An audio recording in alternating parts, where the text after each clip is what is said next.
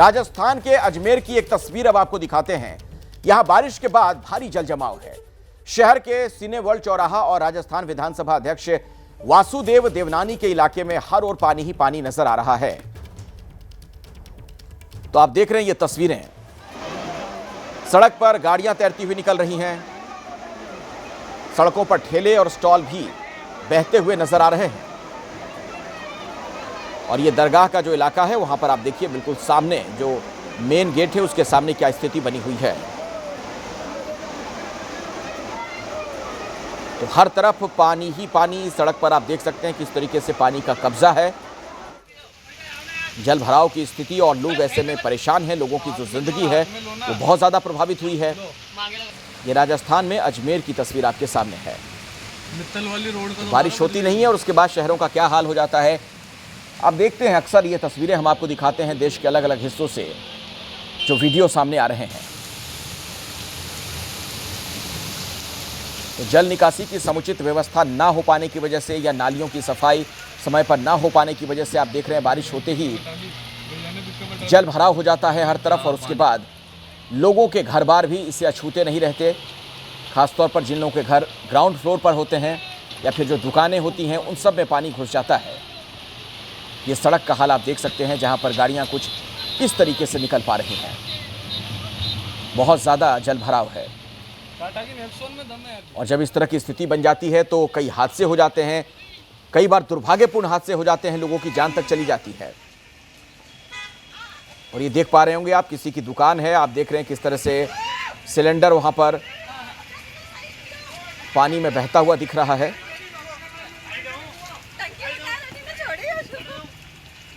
और आसपास भी आप देख पा रहे होंगे, वो पार्किंग एरिया हो या फिर दुकानें हो, बाजार हो, कोई भी हिस्सा हो शहर का, वहां पर कुछ इसी तरह की स्थिति बनी हुई है।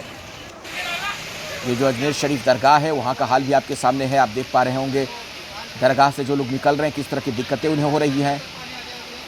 सड़क पर भी जल जमाव की स्थिति है और जो लोगों की दुकानें हैं या खास तौर पर जो रोड साइड इटरीज होती हैं, जो स्टॉल्स हैं, वहां उन लोगों को बहुत दिक्कत आती है जो सड़कों पर अपनी इस तरह से दुकान लगाते हैं।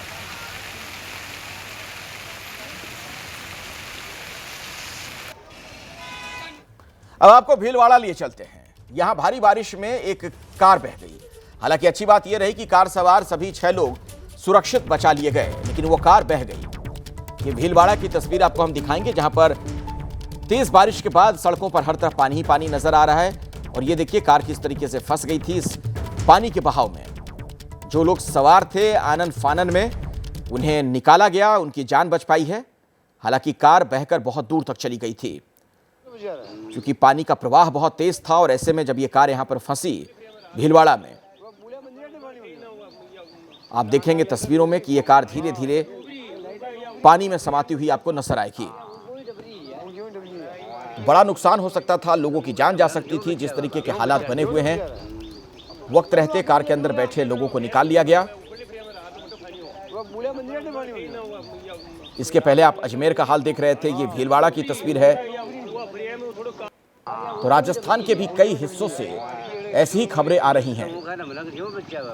और अब ये टोंक का हाल आपके सामने है। आप देख रहे हैं यहाँ पर खेत खलिहान हो या फिर लोगों के घर बार हो, हर तरफ पानी ही पानी। निचले इलाकों में खास तौर पर बहुत ज्यादा जल भराव है। ये आप देख पा रहे होंगे उन तस्वीरों में किस तरीके की स्थिति वहां पर बनी हुई है। जो कच्चे बने हुए घर खास तौर पर होते हैं उन लोगों को बहुत दिक्कत आती है क्योंकि कईयों के घर बह जाते हैं जब इस तरीके से वहां जल भराव हो जाए। ये राजस्थान के टोंक की तस्वीर है आपके सामने।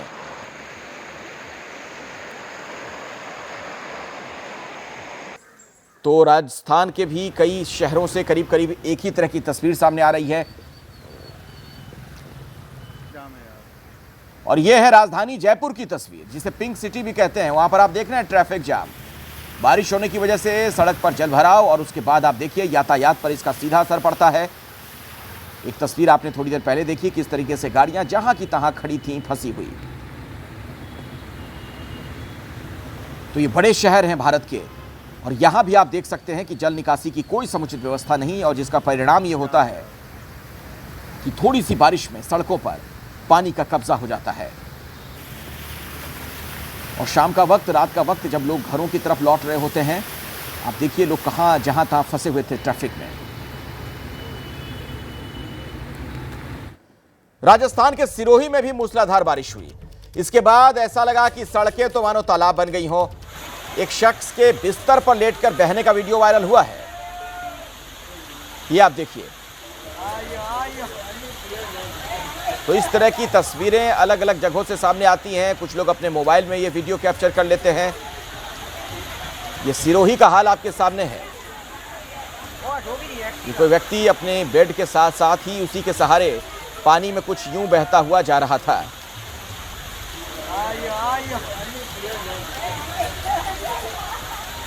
और ये जो तस्वीर आप देख पा रहे हैं, आसपास में आप देखिए कई स्कूटी नजर आ रही हैं आपको, बाइक हैं, दोनों तरफ मकान बने हुए हैं, जिसका सीधे तौर पर मतलब ये कि ये सड़क हुआ करती थी। अभी यहां पर देखिए आपको लगेगा कोई नदी बह रही है।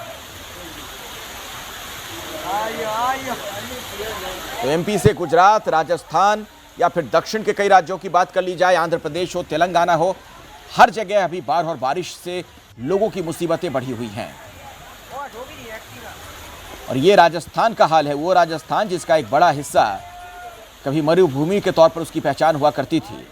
और आज वहां पर जरा आप हाल देखिए किस तरीके से मौसम का मिजाज दिन ब दिन बदलता जा रहा है। जहां कभी बहुत रेत हुआ करता था, जहां बारिश नहीं होती थी, वहां पर अतिवृष्टि यानी इतनी बारिश हो जा रही है कि सड़कों का हाल बुरा हो जा रहा है, लोगों के घरों में पानी घुस जा रहा है। ये सिरोही की तस्वीर है आपके सामने।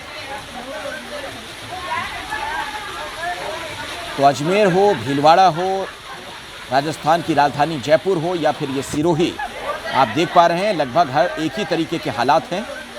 ये कोई दूर दराज के गांव नहीं है जहां पर अचानक से पानी भर आए, फिर लोगों को समझ ना आए, खेत खलियान हो कि क्या करें। ये सब शहर है, शहरों का ये हाल हो जा रहा है, जहां पर बाकायदा नगर निगम की तरफ से तैयारी की जाती है। उनका करोड़ों रुपए का बजट होता है इन चीज़ों के लिए कि अगर बारिश हो जाए तो कैसे जल्द से जल्द पानी की निकासी हो सके, जल भराव ना हो शहर में। लेकिन बारिश के बाद ऐसा लगता है कि मानो सब कुछ भगवान भरोसे है। और ये सिर्फ राजस्थान का हाल नहीं है, देश के विभिन्न राज्यों से ऐसी ही तस्वीरें इन दिनों सामने आती हैं।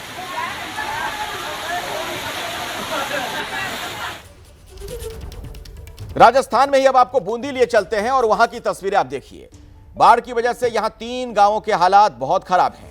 घरों में पानी भरने से लोगों को दिक्कतें हो रही हैं। आलम तो यह है कि कलेक्टर, एसपी ने ट्रैक्टर पर बैठकर हालात का जायजा लिया और आप देख रहे हैं पानी का जो ये प्रवाह है, जो ये रफ्तार है पानी की, कितनी तेज।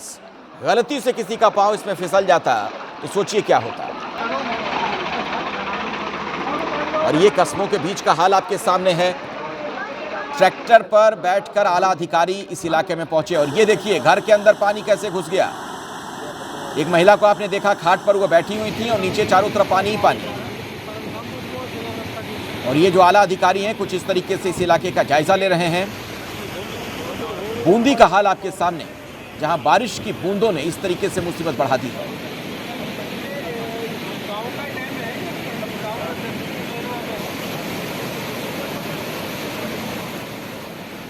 और अब आपको मध्य प्रदेश लिए चलते हैं और कटनी की तस्वीर आपको दिखाते हैं, जहां 3 घंटे की बारिश के बाद रिहायशी और निचले इलाकों में पानी भर चुका है। मॉल के पास भी सड़क पानी में डूबा हुआ आपको नजर आएगा, वो तस्वीर भी आपको दिखाएंगे। और इस वीडियो को जरा आप देखिए, हर तरफ पानी ही पानी, लोगों के घर डूब चुके हैं।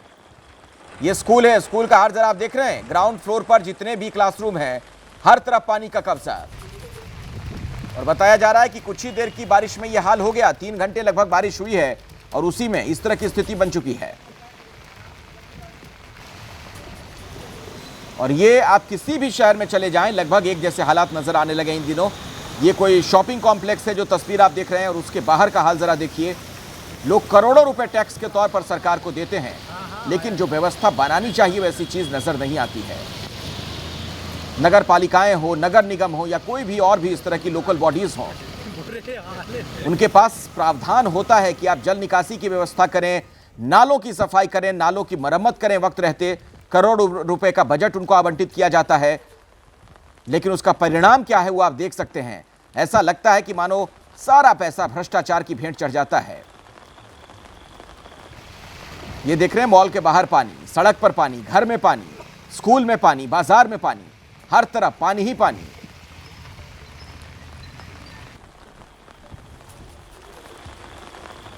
और ऐसे में जो लोग इन जगहों पर फंस जाते हैं उनकी कितनी बुरी हालत होती होगी आप अंदाजा लगा सकते हैं। खास तौर पर उन लोगों के लिए दिक्कतें बढ़ जाती हैं जो लोग ग्राउंड फ्लोर पर रहते हैं, उनके घरों में फौरन पानी घुस जाता है।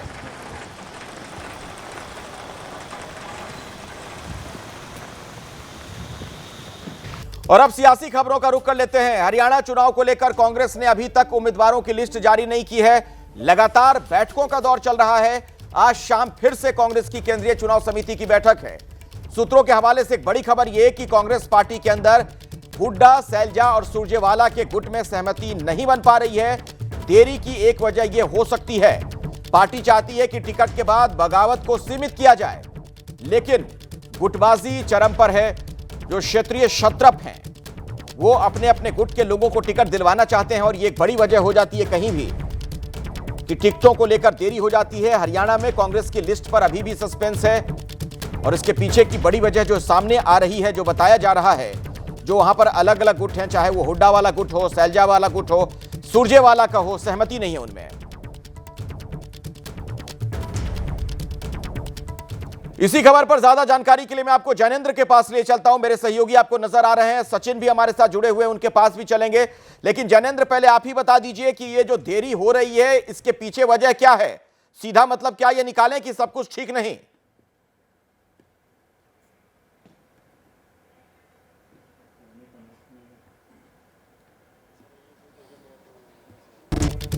शायद मेरी आवाज नहीं जा पा रही जैनेंद्र तक, हम दोबारा कोशिश करते हैं कि उनसे बातचीत हो सके। तो एक वजह जो मोटी तौर पर नजर आती है वो ये कि वहां पर जो अलग अलग गुट हैं, यानी जो बड़े नेता हैं, ताकतवर नेता हैं, उनके बीच आपस में नहीं बन रही है। चाहे हुड्डा वाला गुट हो, कुमारी सैलजा वाला हो, रणदीप सुरजेवाला, उनके बीच सहमति नहीं है और इसीलिए प्रत्याशियों की लिस्ट जारी नहीं की जा रही है। आपको पता है कि हर तरफ से, हर खेमे की तरफ से यह कोशिश की जाती है कि उनके लोगों को ज्यादा से ज्यादा टिकट मिले, उनके पक्ष के एमएलए ज्यादा जीत कर आए ताकि कल को सीएम पद पर दावेदारी जताई जा सके। और यह एक बड़ी वजह हो सकती है कि लिस्ट आने में देरी हो रही है। कल ही यह लिस्ट आ जानी चाहिए थी। जैनेंद्र, अगर आप मुझे सुन पा रहे हो जरा बताइए, देरी हो क्यों रही है? जी अखिलेश, माफ करिए, सबसे पहले तो बिल्कुल कांग्रेस की लिस्ट आने में देरी हो रही है। उसकी दो तीन वजह हैं। पहली वजह यही है कि जो प्रमुख कैंप हैं, हुड्डा कैंप, सैलजा कैंप और सुरजेवाला, और कैंप क्या कहें, ये बेसिकली ये तीनों नेता, इनमें आपसी सहमति नहीं बन पा रही है। ये सबसे बड़ी वजह है देरी की। इसके अलावा कांग्रेस को इस बात की भी आशंका है कि जिस तरीके से खेमेबाजी है और जिस तरीके से कांग्रेस के पक्ष में एक माहौल है, बड़ी संख्या में दावेदार हैं और ऐसे में टिकट तो एक को मिलेगा, बाकी लोग बागी हो सकते हैं। तो वो कांग्रेस बहुत कम समय देना चाहती है बागियों को, ये भी वजह है देरी की। और इसके अलावा अखिलेश, कांग्रेस ये भी चाहती है कि जो पहली लिस्ट आए उसमें कम से कम 60 से 70 नाम आए। चूंकि इतने ज्यादा नामों पर सहमति फिलहाल नहीं बन पाई है, 2 सीसी हो गई, एक सब कमेटी की मीटिंग हो गई, लेकिन आम सहमति बड़े नेताओं में नहीं बन पाई है। ये वजह है देरी की। और इसके अलावा एक अहम वजह है ये भी कि जो आम आदमी पार्टी के साथ गठबंधन में सीटें तय होनी है उसको लेकर भी तस्वीर साफ नहीं है। तो ये 4-5 प्रमुख वजह हैं जिसकी वजह से कांग्रेस की लिस्ट आने में देरी हो रही है।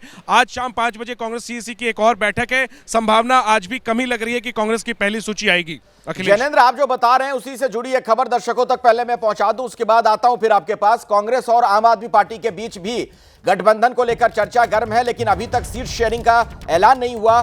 सूत्रों के हवाले से खबर यह कि आम आदमी पार्टी 10 सीटें मांग रही है, जबकि कांग्रेस सिर्फ 5 सीटें देने को तैयार है। आम आदमी पार्टी जिंद की सीट मांग रही है, लेकिन यहां से सुरजेवाला अपने करीबी को लड़ाना चाहते हैं। पेच कलायत सीट को लेकर भी फंसा हुआ है, जहां से आप अनुराग ठांडा को चुनाव लड़ाना चाहती है। वहीं कांग्रेस यहां से सांसद जयप्रकाश के बेटे को उतारना चाहती है। जैनेंद्र, क्या यही वजह है कि सीट शेयरिंग में दिक्कत आ रही है? बिल्कुल, सीटों की संख्या और सीटों की पहचान को लेकर के पेंच फंसा हुआ है। एक तो कलायत सीट है, वहां से आम आदमी पार्टी के बड़े चेहरे हरियाणा के अनुराग ठांडा वो तैयारी कर रहे हैं, और वहां से रणदीप सुरजेवाला जो है वो अपने करीबी को चुनाव लड़ाना चाहते हैं। इसके अलावा जींद सीट है, जींद से जो है सुशील गुप्ता तैयारी कर रहे हैं। मेरे साथ राजेंद्र पाल गौतम जुड़ गए हैं। अखिलेश, आम आदमी पार्टी का दामन छोड़कर आज कांग्रेस में शामिल होने वाले हैं। गौतम जी, क्या वजह है पार्टी आप बदल रहे हैं? नहीं, मैं बेसिकली जो सामाजिक न्याय की लड़ाई है, जिसमें समता, स्वतंत्रता, बंधुता और न्याय की लड़ाई है, उस लड़ाई के लिए आम आदमी पार्टी से रिजाइन करके और इस सामाजिक लड़ाई की शुरुआत कर रहा हूँ, जो जिसमें मेरी 43 साल जीवन के गुजरे हैं। और मुझे इस मौके पर अरविंद केजरीवाल जी का एक गाना याद आ रहा है, जिसको वो अक्सर गाते थे, इंसान से इंसान का हो भाईचारा, यही पैगाम हमारा। दोनों पार्टियां तो सर इंडिया अलायंस में शामिल है। हरियाणा में दोनों पार्टियों के गठबंधन की बात चल रही है और आप इसका दामन थाम रहे हैं, ये बताइए। नहीं, अभी मैं सिर्फ आपको इतना बता रहा हूँ कि मैं आम आदमी पार्टी से रिजाइन कर रहा हूँ, उसकी सदस्यता से सभी पदों से रिजाइन कर रहा हूँ। और जो अरविंद जी लाइन नहीं गाते थे, वो लाइन मैं आपको सुना के रिजाइन कर। नए जगत में हुआ पुराना, ऊंच नीच का किस्सा, सबको मिले मेहनत के मुताबिक अपना अपना हिस्सा। तो चूंकि SC, ST, OBC और माइनॉरिटी के जो लोग हैं, उनको उनकी मेहनत के मुताबिक अपना अपना हिस्सा नहीं मिल रहा है। उनकी सामाजिक न्याय की लड़ाई, जिसको हमारे महापुरुषों ने लड़ा है, चाहे फूले साहू अंबेडकर की बात करें, मान्यवर कांसीराम है, साहब की बात लेकिन क्या आपकी वजह से गठबंधन में खटाई उस लड़ाई को लड़ने के लिए मैं सामाजिक न्याय की इस लड़ाई में आम आदमी पार्टी को छोड़ रहा हूँ। क्या आपकी वजह से गठबंधन में देना है सर, इससे गठबंधन से कोई नहीं, इसका कोई गठबंधन से लेना देना नहीं है, वो पार्टियां जाने। मैं आम आदमी पार्टी से रिजाइन कर रहा हूँ। Thank you very much. तो राजेंद्र पाल गौतम, जो आम आदमी पार्टी का एक दलित चेहरा है, केजरीवाल सरकार में मंत्री भी थे, वो आज कांग्रेस में शामिल हो रहे हैं। एक झटका है दिल्ली में। लेकिन अखिलेश, बात हम हरियाणा की कर रहे थे। हरियाणा में कांग्रेस जो है आम आदमी पार्टी को 5 सीटों का ऑफर दे रही है। आज शाम CEC की जो बैठक होगी, उसके बाद तस्वीर साफ हो जाएगी। अगर सहमति बन गई तो कल तक ऐलान हो सकता है। आम आदमी पार्टी कुरुक्षेत्र और कुरुक्षेत्र और सिरसा लोकसभा क्षेत्र में ज्यादा विधानसभा की सीटें मांग रही है, क्योंकि उन सीटों पर कांग्रेस के अपने दावेदार भी हैं, अपने छत्रप भी हैं। यही वजह है कि कांग्रेस को तय करने में मुश्किल हो रही है। जयेंद्र, मैं आऊंगा आपके पास, फिर से लौटूंगा, लेकिन हरियाणा के चुनावी दंगल में कांग्रेस की ओर से खिलाड़ी भी मैदान में उतरने वाले हैं। पहलवान विनेश फोगाट और बजरंग पूनिया आज कांग्रेस में शामिल होंगे। सूत्र हमें यह बता रहे हैं कि विनेश फोगाट चुनाव लड़ेंगी और बजरंग पूनिया पार्टी के लिए प्रचार करेंगे। तो आपको बता दें, विनेश फोगाट को लेकर कहा जा रहा है कि वो चुनाव लड़ेंगी, जबकि बजरंग पूनिया पार्टी के लिए प्रचार करेंगे। तो क्या बजरंग पूनिया चुनाव नहीं लड़ेंगे, यह सवाल है। आज दोनों ही कांग्रेस में शामिल होने वाले हैं। तो अभी की बड़ी खबर आपको बता दें, ये दोनों पहलवान अब कांग्रेस की ओर से चुनावी मैदान में ताल ठोकेंगे। कांग्रेस में शामिल होंगे विनेश फोगाट और बजरंग। विनेश फोगाट चुनाव लड़ सकती हैं, जबकि बजरंग पूनिया को लेकर खबर यह है कि वो प्रचार करेंगे। और अब बात कर लेते हैं बीजेपी की। हरियाणा में बीजेपी ने पहली लिस्ट तो जारी कर दी, लेकिन लिस्ट के बाद बागियों ने बीजेपी की दिक्कतें बढ़ा दी। हरियाणा में बीजेपी के भीतर इस्तीफों की झड़ी लग गई। वहीं मुख्यमंत्री नायब सिंह सैनी डैमेज कंट्रोल में लगे हुए हैं। बागियों की लिस्ट में एक नाम कर्णदेव कंबोज का है।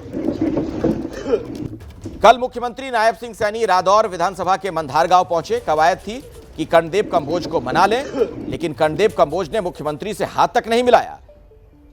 हरियाणा में अब तक 20 से ज्यादा नेता इस्तीफा दे चुके हैं और कंबोज का गुस्सा आप साफ तौर पर समझ सकते हैं। नायब सिंह सैनी ने उनकी तरफ हाथ बढ़ाया मिलाने के लिए, लेकिन वो सिर्फ नमस्कार करके हाथ जोड़कर वहां से आगे निकल गए। और इसी से कड़वाहट का अंदाजा आपको मिल जाएगा कि दिलों में दूरियां कितनी बढ़ चुकी हैं।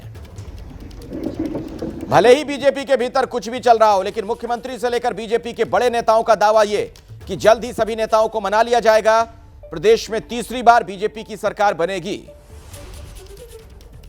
किसी ने कोई रिजाइन नहीं किया। हमारे बहुत सीनियर कार्यकर्ता है, हमारी बातचीत हो रही है। देखिए, एक कमल का फूल है, एक व्यक्ति को मिलना है और पार्टी का निर्णय सर्वोपरि होता है। नहीं, उनकी जो ऐसा है कि उनकी जो भी नाराजगी है उनसे सुनकर उनका समाधान किया जाए। ये हर केस में अलग अलग ग्रीवेंसेस हो सकते हैं, इसलिए अलग अलग व्यक्ति से बात करके ही नाराजगी दूर होगी ना। किसी एक पैमाने से तो सबकी नहीं हो सकती है। क्या किए जा रहे हैं, बिल्कुल उसी वक्त हमारे जो लीडर्स हैं वो उसी वक्त अपने काम पर लग गए हैं। हमने सभी समय अपने जो भी कार्यकर्ता संगठन में लगे हुए इनका ध्यान और इनका मान, इज्जत, सम्मान हमने किया है। देखिए, राजनीति में बहुत कुछ करना पड़ता है, एडजस्टमेंट भी करना पड़ता है। सब लोग हमारे पार्टी में रहेंगे तो हमारे पार्टी से भी तो कुछ लोग आता जाता है, तो स्वाभाविक तौर पे जो दूसरी पार्टी से आया है हमारे पार्टी में काम कर रहे हैं तो इनको प्रतिनिधित्व तो नहीं देंगे, समाज में उनका अधिकार नहीं है। हमने ऐसा कोई व्यक्ति को नहीं चुना जो समाज में उनका दायित्व नहीं है, वह समाज उनको नहीं मानता। मेरे साथ सचिन कुमार भी लगातार जुड़े हुए हैं। सचिन, कहीं ये नाराजगी भारी तो नहीं पड़ जाएगी, क्योंकि कुछ तो बड़े कद्दावर नेता हैं जो कि इस तरीके से बागी हो गए। वो हम तस्वीरें दिखा रहे थे, जब कंबोज की तरफ हाथ बढ़ाया मुख्यमंत्री ने तो हाथ तक उन्होंने मिलाना मुनासिब नहीं समझा। जी बिल्कुल, बीजेपी के नेता दावा ज़रूर कर रहे हैं कि हम ये जो नाराज़गी है इसको चेक करेंगे, उसके लिए काम कर रहे हैं, नेताओं से बातचीत कर रहे हैं, पर इतना आसान नहीं होने वाला है बीजेपी के लिए नाराज़गी दूर करना। और इसकी बानगी जो है हमने देखी है, जब मुख्यमंत्री जो है कर्णदेव कंबोज के पास गए और कर्णदेव कंबोज जो है हाथ जोड़ के आगे निकल गए, जबकि मुख्यमंत्री ने जो है हाथ मिलाने के लिए हाथ आगे बढ़ाया था। तो वो एक रिफ्लेक्शन है, शो करता है नाराज़गी जो है किस लेवल तक है। और ये नाराज़गी जो है, कुछ एक सीटें जो हैं जहां पे बात करेंगे हम रंजीत चौटाला की, रंजीत चौटाला से बात कैसे करेंगे, कैसे मनाएगी बीजेपी, क्योंकि उन्होंने ऐलान कर दिया है कि वो चुनाव लड़ेंगे, निर्दलीय लड़ेंगे, रानिया से लड़ेंगे। सावित्री जिंदल जो हैं, जिन्होंने ऐलान कर दिया है कि वो भी चुनाव लड़ेंगे, उनके समर्थक जो हैं दबाव डाल रहे हैं। कविता जैन जो हैं वो नाराज़ हैं, पिछले कल उनके रोने की तस्वीरें जो हैं सामने आई थी। तो नेताओं को मनाना जो है बीजेपी के लिए इतना आसान नहीं होने वाला है। बेशक मेहनत कर रहे हैं बीजेपी के नेता, पर ये आसान नहीं रहने वाला है बीजेपी के लिए। और अगर नाराजगी बरकरार रहती है तो ये बीजेपी के लिए नुकसानदेह जरूर हो सकता है। ठीक है सचिन, शुक्रिया फिलहाल इस जानकारी के लिए आपका बहुत बहुत धन्यवाद। और अभी की बड़ी खबर मैं आपको बता दूं, कोलकाता के आरजीकर कॉलेज के पूर्व प्रिंसिपल संदीप घोष की याचिका सुप्रीम कोर्ट ने खारिज कर दी है। आपको बता दें कि घोष ने दरअसल ये कहा था कि कलकत्ता हाई कोर्ट ने भ्रष्टाचार की जांच सीबीआई को सौंपने से पहले उनका पक्ष नहीं सुना। हाई कोर्ट ने हॉस्पिटल में हुई रेप की घटना को बेवजह भ्रष्टाचार से जोड़ने वाली टिप्पणी भी की, लेकिन सुप्रीम कोर्ट उनकी कही बात से सहमत नहीं और ये याचिका सुप्रीम कोर्ट ने खारिज कर दी है। यानी संदीप घोष के लिए ये एक बड़ा झटका। घोष का तर्क ये था कि कलकत्ता हाई कोर्ट ने भ्रष्टाचार की जांच सीबीआई को सौंपने से पहले उनका पक्ष नहीं सुना, तो इसी आधार पर याचिका दायर की गई थी। लेकिन यह याचिका अब देश की सबसे बड़ी अदालत में खारिज हो गई है। हाईकोर्ट ने दरअसल हॉस्पिटल में हुई रेप की घटना को बेवजह भ्रष्टाचार से जोड़ने वाली टिप्पणी भी की थी, यह भी कहा था संदीप घोष ने। लेकिन इन तमाम बातों को सुप्रीम कोर्ट में खारिज कर दिया गया। और आइए यही खबर विस्तार से जानते हैं। मेरे वरिष्ठ सहयोगी इस वक्त सुप्रीम कोर्ट से हमारे साथ मौजूद हैं, निपुण सहगल। निपुण, बिल्कुल, देखिए संदीप घोष की तरफ से ये कहा गया था कि हाईकोर्ट ने मेरा पक्ष नहीं सुना। सुप्रीम कोर्ट ने इसके जवाब में कहा आपका पक्ष सुनने की कोई जरूरत ही नहीं थी, एक पीआईएल पर आदेश दिया गया है, इसमें किसी व्यक्ति को पार्टी नहीं बनाया जाता है। भ्रष्टाचार की जानकारी कोर्ट को मिली, कोर्ट ने जांच का आदेश दिया, आपको पार्टी बनाने की कोई जरूरत नहीं थी। इसके आगे संदीप घोष के वकील ने कहा कि वहां एक रेप और मर्डर की घटना हो गई, उसको भ्रष्टाचार के साथ जोड़ दिया गया, दोनों जांच को अलग कर दिया जाए। सुप्रीम कोर्ट ने इस पर भी साफ साफ कहा कि सीबीआई किस तरह से जांच करेगी और किन चीजों का आपस में रिश्ता जुड़ता हुआ दिखता है सीबीआई को, वो हम बिल्कुल बताने नहीं जा रहे हैं सीबीआई को। हम खुद भी जांच की मॉनिटरिंग कर रहे हैं, सीबीआई से हम रिपोर्ट ले रहे हैं। ऐसे में जांच कैसे होगी, किस तरह से होगी, इस पर भी कोई राहत हम आपको नहीं देने जा रहे हैं। तो सीधे सीधे संदीप घोष की दोनों मांगों को सुप्रीम कोर्ट ने खारिज कर दिया। सीबीआई जांच करती रहेगी भ्रष्टाचार केस की, और रेप और भ्रष्टाचार में आपस में कोई कनेक्शन है या नहीं, इस एंगल पर भी जांच होती रहेगी। निपुण, ये बात भी कही गई थी घोष की वकील की तरफ से कि बायोमेडिकल वेस्ट से जुड़े भ्रष्टाचार की जांच को रेप और मर्डर केस की जांच से अलग कर दिया जाए। बिल्कुल, यही बात कही गई थी कि ये एक अलग मामला है, और तमाम वो बातें बताने लगे कि मेरे खिलाफ विभाग में कोई दिक्कत थी, कुछ लोगों ने शिकायत कर दी। सुप्रीम कोर्ट ने कहा कि हम ये बातें नहीं सुनने जा रहे हैं, सीबीआई जांच कर रही है पूरे मामले की, कौन सा मामला किससे जुड़ता है नहीं जुड़ता है सीबीआई को वो समझ में आ जाएगा। हम जांच को लेकर कोई निर्देश नहीं दे रहे हैं, यानी कि रेप केस की जांच के दौरान भ्रष्टाचार के एंगल की जो जांच सीबीआई कर रही है वो दोनों साथ साथ चलेंगे, और सीबीआई ही तय करेगी कि ये दोनों मामले आपस में जुड़ते हैं या नहीं जुड़ते हैं। तो संदीप घोष की तरफ से निपुण जो तर्क दिए गए थे, इसका सीधे तौर पर मतलब ये कि देश की सबसे बड़ी अदालत में वो बातें खारिज कर दी गई हैं, मतलब उनकी कई बातों में कोई वजन नजर नहीं आ रहा अदालत को।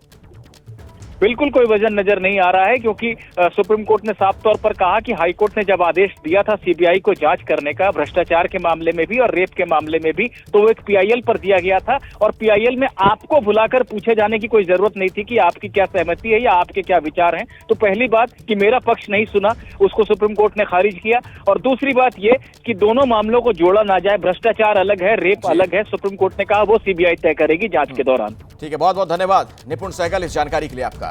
और अब अगली खबर, सुल्तानपुर एनकाउंटर पर सियासत तेज हो गई है। आरोपी मंगेश यादव के घर पर पहुंचे समाजवादी पार्टी के नेता। सुल्तानपुर में सर्राफा कारोबारी से लूट में शामिल था मंगेश। कल पुलिस एनकाउंटर में मारा गया। मंगेश सुल्तानपुर एनकाउंटर पर अखिलेश यादव ने सवाल उठाए थे और आज समाजवादी पार्टी के नेता भी पहुंचे हैं आरोपी मंगेश यादव के घर पर।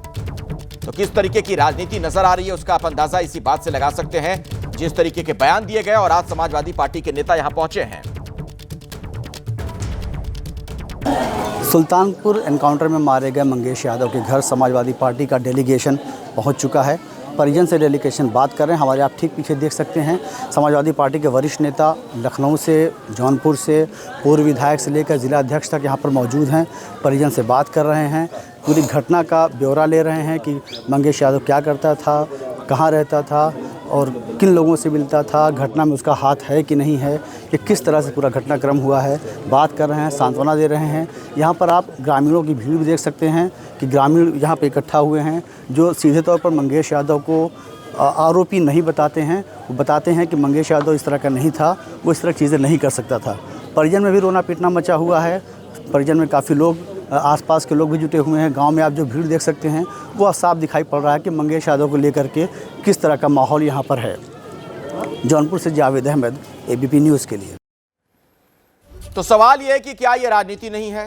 पुलिस का काम, अदालत का काम, क्या यह भी अब नेता ही कर लेंगे? इस तरीके से वहां घर पर जाकर पूरी पूछताछ करने का क्या मतलब, पूरी जानकारी जुटाने का क्या मतलब, इस तफ्तीश का क्या मतलब? यह मामला अब अदालत में जाएगा। जाहिर तौर पर जो पुलिस ने किया उसको लेकर अगर सवाल भी खड़े होते हैं, कुछ भी होता है, तो उसका निपटारा अदालत में हो सकता है। वहां पर तर्क वितर्क होंगे, लेकिन इस तरीके से डेलीगेशन पहुंचना, जिस पर गंभीर आरोप थे, वहां पर कुछ पार्टी के लोग पहुंचते हैं और इस तरीके से अपने लेवल पर यह तहकीकात करते हैं, जाहिर तौर पर सवाल खड़े होंगे। हमारे साथ वीरेश पांडे हमारे सहयोगी इसी खबर पर मौजूद है। वीरेश, कुल मिलाकर बड़ी तस्वीर अब यही दिख रही है इस मसले पर कि जमकर राजनीति हो रही है। देखिए, नेता विरोधी दल है विधान परिषद में और मुख्य विपक्षी दल के अध्यक्ष अखिलेश यादव के निर्देश के बाद वहां गए हैं। निर्देश ये था कि ये जो एनकाउंटर है वो फर्जी है, एक जाति विशेष को चिन्हित करके मारा गया है और जो सजाती हैं तथा कथित अखिलेश यादव ने कहा है उनको छोड़ा गया है इसी घटनाक्रम में। इसलिए यूपी की जो सियासत है उसे जातीय कलर, जातीय रंग देने की कोशिश है और ये ऐसी कोशिश है जो 27 और उपचुनाव में उसका प्रदर्शन देखने को मिलेगा। अखिलेश यादव ने साफ एक्स करके कहा कि ये जो विद्वेष फैलाया जा रहा है, एक जाति विशेष को चुन चुन कर मारा जा रहा है, इससे साफ जाहिर है कि सांसद के तौर पर, पूर्व मुख्यमंत्री के तौर पर, पूर्व नेता विरोधी दल के तौर पर, अखिलेश यादव और मुख्य विपक्षी दल के राष्ट्रीय अध्यक्ष के तौर पर ये सवाल खड़ा कर रहे हैं और इस एनकाउंटर को फर्जी बता रहे हैं। ये जो संदेश है वो पूरे राष्ट्र में जाएगा। यूपी की सियासत पूरे राष्ट्र में जिस तरीके से धुंधली करने की कोशिश है, ये उससे साफ जाहिर है। ये कोई सामान्य आरोप नहीं है। और उन्होंने कहा कि सोमवार को 3 पकड़े गए, उनके पैर में गोली मार दी गई, उनको लंगड़ा बनाकर ऑपरेशन लंगड़ा करके छोड़ दिया गया। मंगेश यादव पकड़ा तो उसे गोली मार दी गई, ऐसी मार दी गई कि वो मर गया और उसे मृत घोषित किया गया। और मतलब अपराधियों का भी जाति के आधार पर वर्गीकरण किया जा रहा है। समाजवादी पार्टी के नेताओं के जौनपुर दौरे पर बीजेपी हमलावर हो गई है। एनकाउंटर में ढेर मंगेश के घर जाने पर बीजेपी ने समाजवादी पार्टी को घेरा है। अपराधियों का साथ देने में समाजवादी पार्टी किस न्यूनता तक जाएगी? अब समाजवादी पार्टी अपराधी के घर जाकर के मातम पुरसी करना चाह रही है। पहले मुख्तार अंसारी के घर जाकर के वहां मातम पुरसी करने का काम अखिलेश यादव जी करते हैं और अब मंगेश यादव, जो 1 लाख रुपए का इनामिया बदमाश था, जो पुलिस पर गोली चलाने का दुस्साहस कर रहा था, अब उसके यहां फातिहा पढ़ने के लिए समाजवादी पार्टी के नेता प्रतिपक्ष विधान परिषद के जा रहे हैं। ये समाजवादी पार्टी का जाति प्रेम उत्तर प्रदेश को लेकर के गर्त में गया था, ये उत्तर प्रदेश को फिर गर्त में लेकर जाना चाहते हैं। सुल्तानपुर में डकैती के आरोपी मंगेश यादव के एनकाउंटर पर अखिलेश ने जहां जाति वाला एंगल जोड़ दिया, वहीं अब समाजवादी पार्टी के पूर्व सांसद डॉक्टर एसटी हसन ने भी बड़ा बयान दिया। एसटी हसन ने कहा कि यूपी में जाति नहीं धर्म देखकर एनकाउंटर किए जा रहे हैं।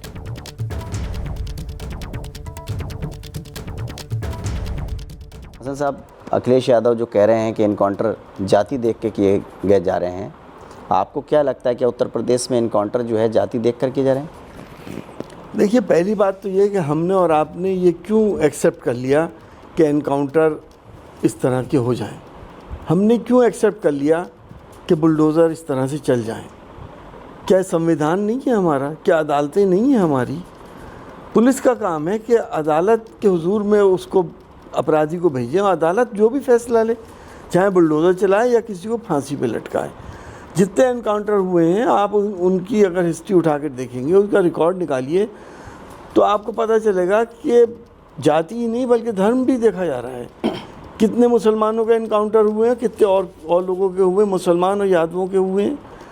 सुल्तानपुर की घटना में जिस डकैती में 16 लोग इन्वॉल्व थे, एक यादव भी मिला था उसका एनकाउंटर करने के लिए। तो अब क्या जाति और धर्म की निगाह से हम लोग नहीं देखें इस तरह की चीज़ें? तो अदालतों की ज़रूरत क्या रहेगी? जब सज़ा सरकारें देने लगें और इस तरह से देने लगें, तो फिर मैं तो समझता हूँ कि संविधान का ज़बरदस्त उल्लंघन हो रहा है। ये सरकार और भाजपा के नेताओं का कहना है कि जो भी लिस्ट है उत्तर प्रदेश में, जो अपराधी हैं, चाहे उसका धर्म क्या है, जाति क्या है, उसे नहीं देखा जाता। अपराधी कोई भी हो सकता, उस पर कार्रवाई हो रही है। और ऐसा उन्होंने दावा किया है कि अलग अलग धर्मों के, अलग अलग जाति के लोगों के इनकाउंटर हुए हैं जो अपराध में संलिप्त थे, या जो भी कार्रवाई हो रही है, अगर बुलडोज़र की भी कार्रवाई हो रही है तो वो अपराधियों पर हो रही है। देखिए, मैं तो आपसे परसेंटेज को कह रहा हूँ। मानता हूँ कि और लोगों के भी हुए हैं एनकाउंटर्स। परसेंटेज किसकी है ज़्यादा? कितने लोग, कितने मुसलमानों के हुए हैं, बाकी और कितनों के हुए हैं, आपको खुद मालूम हो जाएगा। मैं तो आपसे कहता हूँ कि आप मीडिया ने और हम नेताओं ने ये एक्सेप्ट क्यों कर लिया कि एनकाउंटर जो है वो एक होना चाहिए? क्या ये संविधान के ख़िलाफ़ नहीं है ये सब बातें? हमें तो इस बात पे भी अफसोस होता है कि हमारे जजेस किस लिए हैं यहाँ पर। फैसले तो वो करेंगे कि अब क्या सही है क्या गलत है। एसटी हसन कह रहे हैं कि एनकाउंटर हो ही क्यों, अदालतों से फैसले होने चाहिए। अब यूपी की सियासत से एक और बड़ी खबर है। समाजवादी पार्टी के अध्यक्ष अखिलेश यादव का बीजेपी पर हमला। बीजेपी अंदरूनी अविश्वास की शिकार, यह कहा अखिलेश यादव ने। 46 में 56 का दावा हास्यास्पद, सभी पदों पर 100 में 100 उन्हीं के लोग। क्या वो औरों को योग्य नहीं समझते? ये बात अखिलेश यादव ने कही। पदस्थापना कार्रवाई का आधार न्याय हो, जाति नहीं। तो देखिए, अखिलेश यादव ने एक्स पोस्ट पर ये बातें लिखी हैं जिसके जरिए उन्होंने बीजेपी पर हमला किया कि सभी पदों पर 100 में 100 उन्हीं के क्यों, क्या वो औरों को योग्य नहीं समझते? ये बात जो लिखी गई है आपके सामने है। अखिलेश यादव की तरफ से सोशल मीडिया पर यह बयान जारी किया गया है। कार्रवाई का आधार न्याय होना चाहिए, जाति नहीं। वो वाला तो बयान आप देख ही रहे थे, इसके पहले कहा गया था। और अब एक नई बात सामने आ गई और देखिए किस तरीके से अब बीजेपी को समाजवादी पार्टी के अध्यक्ष घेर रहे हैं। सोशल मीडिया पर यह पोस्ट डालकर कह रहे हैं कि भाजपा अंदरूनी अविश्वास का शिकार है। पदस्थापना कार्रवाई का आधार न्याय हो, जाति नहीं। एसपी अध्यक्ष अखिलेश यादव का बीजेपी पर यह बड़ा हमला। तो राजनीति किस तरीके से गरमाई हुई इन दिनों उत्तर प्रदेश की, उसका आप अंदाजा इससे भी लगाएं कि अखिलेश यादव और योगी आदित्यनाथ एक दूसरे पर जमकर प्रहार कर रहे हैं। अभी एक बड़ी खबर आ रही है नोएडा से, जहां पर मॉडर्न स्कूल में नाबालिग छात्रा से छेड़खानी की घटना सामने आई है। स्कूल में काम करने वाले मजदूर पर आरोप लगा है। पॉक्सो एक्ट के तहत मामला दर्ज हो गया। क्लास टीचर से लेकर हेड मिस्ट्रेस सहित 4 गिरफ्तार कर लिए गए हैं। प्रिंसिपल क्लास टीचर पर दरअसल जानबूझकर मामले को दबाने का आरोप लगा है। नोएडा के सेक्टर 12 में है मॉडर्न जूनियर स्कूल, जहां की यह घटना बताई जा रही है। तो प्रिंसिपल से लेकर तमाम लोगों पर गंभीर आरोप। नोएडा के सेक्टर 12 में यह जूनियर स्कूल है, मॉडर्न स्कूल। नोएडा के मॉडर्न स्कूल में छेड़खानी की घटना सामने आई। आरोपों के घेरे में एक मजदूर है, स्कूल में काम करने वाला मजदूर, जिस पर यह इल्जाम लगा है। फिलहाल पॉक्सो एक्ट के तहत मामला दर्ज कर लिया गया है। क्लास टीचर से लेकर हेड मिस्ट्रेस सहित 4 को गिरफ्तार भी किया गया। प्रिंसिपल पर यह आरोप लगा है कि दरअसल मामले को दबाने का प्रयास किया जा रहा था। तो दिल्ली से सटा नोएडा, जहां सेक्टर 12 में यह स्कूल, एक नाबालिग के साथ छेड़खानी की घटना हुई है। एक मजदूर वहां पर काम कर रहा था स्कूल में, जिसके ऊपर यह गंभीर आरोप लगे हैं। फिलहाल कठोर कार्रवाई की जा रही है। पॉक्सो एक्ट के तहत मामला दर्ज कर लिया गया है। हमारे साथ अंकित गुप्ता जुड़ गए, हमारे सहयोगी। अंकित, और क्या जानकारी मिल पा रही है? माफ करिएगा, अंकित कौशिक है। अंकित, बताइए। अंकित, अगर आप मुझे सुन पा रहे हो बताइए, क्या जानकारी और मिल पा रही है आपको? आवाज नहीं जा पा रही है, शायद मैं उनको सुन नहीं पा रहा हूं। अभी एक बार फिर से आपको बता दें, अभी की बड़ी खबर है, प्रिंसिपल से लेकर क्लास टीचर पर जानबूझकर मामला दबाने का आरोप लगा है। ऐसे में सभी लोग शक के दायरे में हैं।